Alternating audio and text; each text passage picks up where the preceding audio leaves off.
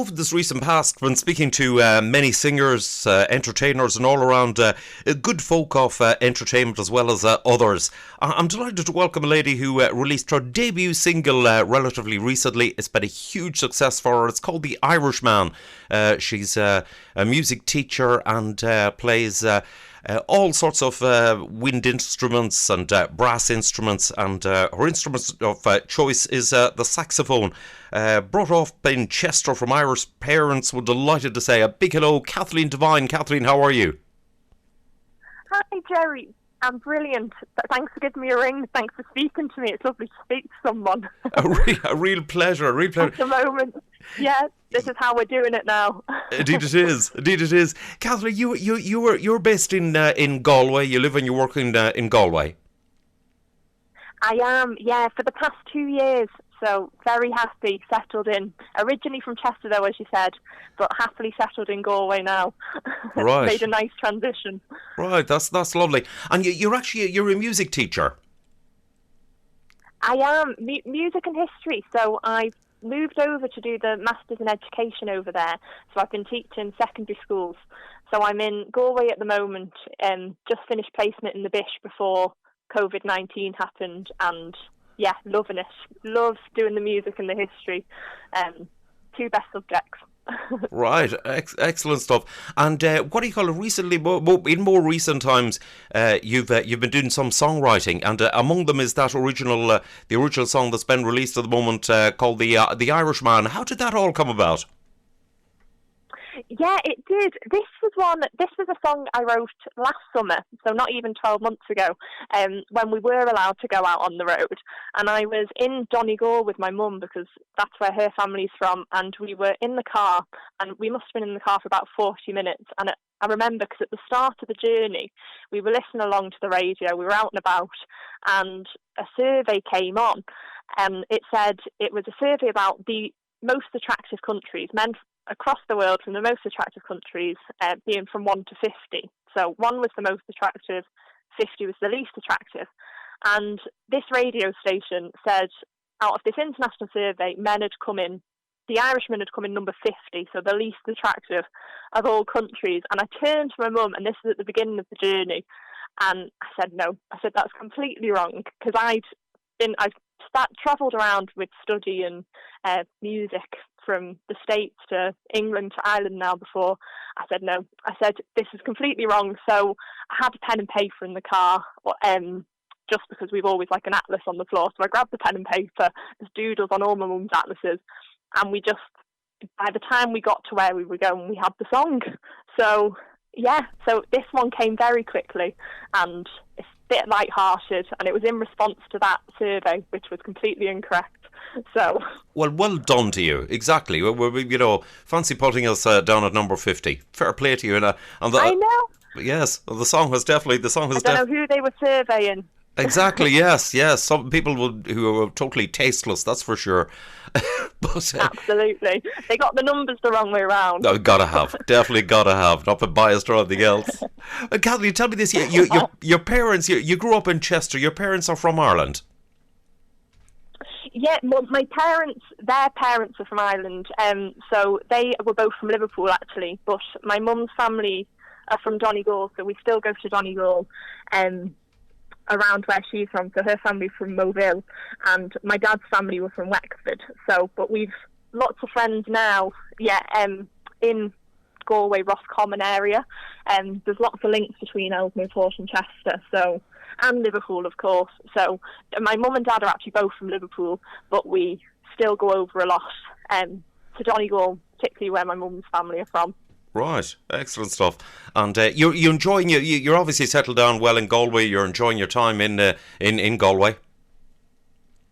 Oh, absolutely, yeah. I love the music. Can't get enough of the music. So very happy playing with bands out there, and just learning so much, having so much fun. I'm working as well, but I don't notice the work, so that's how I know I'm happy. Oh, great stuff. That is brilliant. And so all of that is happening. All of that's happening there. But everything came to a sort of a crashing stop for you as regards the teaching and everything on when the lockdown happened. Yeah, it did. So on March, so I was actually doing in the second year of my masters, and we'd freed March up, myself, Tony Maher in Headford, who's a studio there, and Andy Dempsey, who had big folders of songs from years and years that we've been writing, and we were really excited. We had March free. The three of us had much more free time. We're like, we'll start doing some more recordings, and yeah, all came to a stop with mid-March, March 12th, COVID, everything shut down. So the videos changed. So for the Irishman was finished. That was myself and Tony. So, and it's light-hearted and a bit of fun. So we thought, we'll release this one now. And we'd initially intended to film in a pub with a music video, but with everything shutting and not knowing how long it's going to go on for, we thought, well, we won't hold back, because the Irishman's ready, so that one's out and it's light-hearted. So we included pictures in the video. We did the show is from Galway Bay FM concert in December, which is where I first played the song live, and we put a video montage to give credit to the argument that around the world there's nothing quite like an Irishman, and it's all about the girls. So there's pictures from when I've been around the world and Tom Gilmore, but it's all starting to pick up now. We're all adjusting to the new normal, so I have a microphone just arrived today, so I can start. I'm still in touch with Tony and Enda over in Galway, and we're going to start now readjusting and keep recording. So took a little bit of put us back, but not stopped us at all. Yeah, just a bit of adjustment time. Well done. Excellent stuff. Excellent indeed. And Tony Marr, of course, is from of fame and renown with the Conquerors, as well as many other acts. Yeah, a brilliant band. And they, if you see the video for the Irishmen, it's on YouTube. The Conquerors actually, and Tony is in the band. They backed me that night, so they were very good. First time playing together, and they were just fabulous to play with. They really are just a brilliant band. Yeah. Indeed. Now, not alone your instrument of choice is the saxophone, but you also play numerous other instruments as well. Yeah, I'd say my main one is saxophone. I used to be classically trained singing. I definitely need to pick up my practice. No excuse now for not practicing. But I can give you the very basics. It's one of those master of all trades, Jack and on the guitar, piano, a little bit of trumpet, flute. Just travelling around with the band, drums. Growing, I loved the drums. Naturally, I suppose used to make loud noises, as my mother would say. But yeah, just naturally moving around with the band. We used to just pick up each other's instruments and have a go. Growing up, so main saxophone, and then I suppose jack of all trades, master and on. I don't know about that. I put myself on them on stage. Yeah. I mean, you definitely got to be very, very talented to be able to, to play all of those instruments. It's astounding. Well done. I mean, and to have all those songs written, how many songs do you think you've actually written at this stage? Oh gosh, do you know? So I'm 24 now. I've been writing really properly. I remember the first song I wrote that my mum and dad said, "Do you know, Kathleen, that's not bad." I was 16. It was after a concert, and I came away and I said, I want to do that. I said, they're so cool on the stage. I was like, and I didn't just want to appreciate it. I said, no, I want to do that now. So I'd say over the years, and some come quickly, some you look back, I've probably I've over 100 in folders. Now of them, I've probably about 20 that you keep going back to. You go, I really like that, and the others fill. But I'll have to go. I'd say over 100. I have a couple of folders of them because, yeah, as soon as I have a thought, I'll disappear for 30 minutes. Wow. Yeah, I'm a nightmare at shows and everything because I'll hear a lyric. I call them trigger words, and then that's it. So it'll look, my mum won't, she said, oh, Kathleen, put your phone away. But I've gone off then. You've lost me for 30 minutes. It's because I'm inspired. Right. That's because the concert's brilliant, yeah.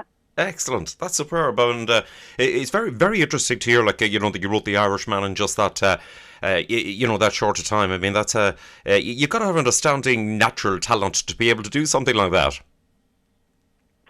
I don't know if I don't say natural talent. I think I just keep doing them until I find some that I like. I love words.